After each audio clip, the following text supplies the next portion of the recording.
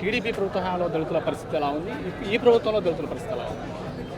ఇవాళ ముందుగా జై భీమ్ ఆర్గనైజేషన్కి నూతన కార్యవర్గ సభ్యులకి పేరు పేరున అభినందనలు. మా నరసింహరావు ఆధ్వర్యంలో వీళ్ళందరూ క్రమశిక్షణగా మెలిగి ప్రాంత సమస్యల మీద పరిష్కారానికి కృషి చేయాలని వీరందరినీ కోరుతున్నాం.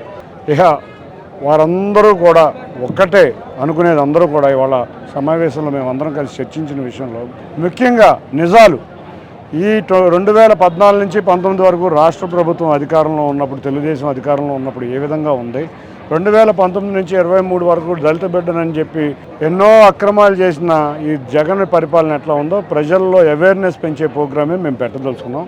జగన్ గారు అంబేద్కర్ గారి బ్రహ్మాండమైన విగ్రహం ఓపెన్ చేశారు, మంచిది, చాలా ధన్యవాదాలు. కానీ దళిత బిడ్డలకు జరిగే అన్యాయాలని పరిష్కరించండి. 27 ఎస్సీ పథకాలు రద్దు చేశారు మీరు. అంతేకాకుండా ఒక దళితుడైన డాక్టర్ ఏమన్నాడు, కరోనా టైంలో మాస్క్ ఇవ్వలేదన్నందుకు అతన్ని నానా రకాల హింసించారు.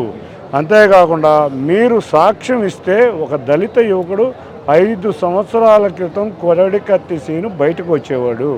మీరు సాక్ష్యం ఇవ్వకుండా మీరు అతన్ని జైల్లోనే ఉంచే ఏర్పాట్లు చేశారు. మొన్న అందరం కష్టపడితే అతనికి బెయిల్ వచ్చింది. ఇటువంటి దాడులు తగ్గించండి, దళితుల మీద దాడులు తగ్గించండి. దళితులకు ఉపయోగపడే పథకాలను రద్దు చేయొద్దు. దళితులకు ఉపయోగపడే ప్రభుత్వ 7 స్కూల్ని రద్దు చేయొద్దు. వాళ్ళ బిడ్డలకి ముఖ్యంగా ఉద్యోగాలు వచ్చే ఏర్పాటు చేయండి. విజయవాడ పార్లమెంట్ పరిధిలో దళితుల వాడల పరిస్థితి ఎలా ఉంది? ఇవాళ విజయవాడ పార్లమెంట్లో నేను ఒక్కడనే కాదు, మా టీం అందరం కలిసికట్టుగా వెళ్తున్నాం. అంటే నేను ఒక్కడనే వెళ్ళగలిగిన పరిస్థితి కూడా కాదు. ఇవాళ నందిగామ నియోజకవర్గం, తిరువూరు నియోజకవర్గం, ముందు మేము ఎక్కడికి వెళ్ళినా దళిత కాలనీలోకి వెళ్తున్నాం. అక్కడ నిజంగా డ్రైనేజ్ సమస్య, మంచినీటి సమస్య చాలా అధికంగా ఉంది. కృష్ణా నది తీర ప్రాంతంలో ఉన్న జగ్గేపేట, నందిగామ ప్రాంతాల్లోనే ఇంతే. అంతేకాకుండా వాళ్ళందరికీ మెయిన్గా ఇళ్ల స్థలాల్లో ఇచ్చాము అన్నారు, కానీ ఇసుక తెలుగుదేశం ప్రభుత్వంలో ఉచితంగా ఇచ్చేది. ఆ ఇసుక ఉచితంగా ఇల్లు కట్టుకునే పరిస్థితి ఉండేది. ఇవాళ పెద్ద కంపెనీలు వచ్చి ఇసుక కూడా మాఫియా అయిపోయిన పరిస్థితుల్లో వాళ్ళకి ఇసుక ఉచితంగా దొరకట్లేదు. అంతేకాకుండా ఎక్కువ మంది డైలీ వేజ్ లేబర్ ఎక్కువ ఉన్నారు విజయవాడ నగరంలో, దళితులు ఎక్కువ మంది, నిరుపేద కుటుంబాలు.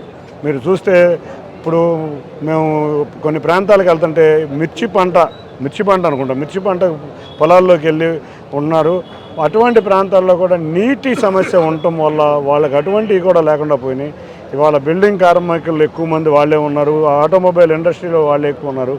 అంతేగా నిరుద్యోగ సమస్య, వాళ్ళ పిల్లలు బాగా చదువుకుని వచ్చారు. ఇప్పుడు వాళ్ళకి నిజంగా నిరుద్యోగ సమస్య అనేది చాలా ఇంపార్టెంట్. వాళ్ళ దళిత వాడల్లో ఫ్యాన్కి ఓటేసిన పాపానికి ఫ్యాన్ వేసుకుంటే పథకాలన్నీ రద్దయ్యే పరిస్థితి వచ్చిందంటే ఎంత దయనీయ పరిస్థితి ఉందో అర్థం చేసుకుని అందరం కలిసికట్టుగా ఉందాం. వాళ్ళందరికీ ఒకటే హామీ ఇస్తున్నా, ఎలక్షన్స్ లోపల నేను చేయగలిగే పనులు ఏమన్నా ఉంటే నాతో చేపించుకోండి. ఎలక్షన్ దాకా కూడా ఆగొద్దు. ఎలక్షన్ తర్వాత ఎట్టగో ప్రభుత్వం లాభం ఉంది, ముందు మేము అందరం ముందు ఉంటానని చెప్పి తెలియజేసుకుంటా. ఎన్నికలు ఇంకొన్ని రోజుల్లోనే ఉన్న నేపథ్యంలో దళిత సామాజిక వర్గానికి ఏం పిలుపునిస్తారు? అంటే ఇన్ని సంవత్సరాల నుంచి చూస్తున్నాం, ఒక్క దళిత కార్డు మీద గెలిచిన ఎమ్మెల్యేలు కానీ ఎంపీలు కానీ ఒక్కరోజు కూడా వారి చెంతకి వెళ్ళిన పాపాన పోలేదు. నాకు తెలిసి ఇప్పుడు వెళ్ళారా ఏ కాలనీకి వెళ్ళిన పాపాన పోలేదు. కాబట్టి నేను వారి సమస్యలు తెలుసుకోవడానికి ఎక్కువ ప్రాధాన్యత ఇస్తున్నాను.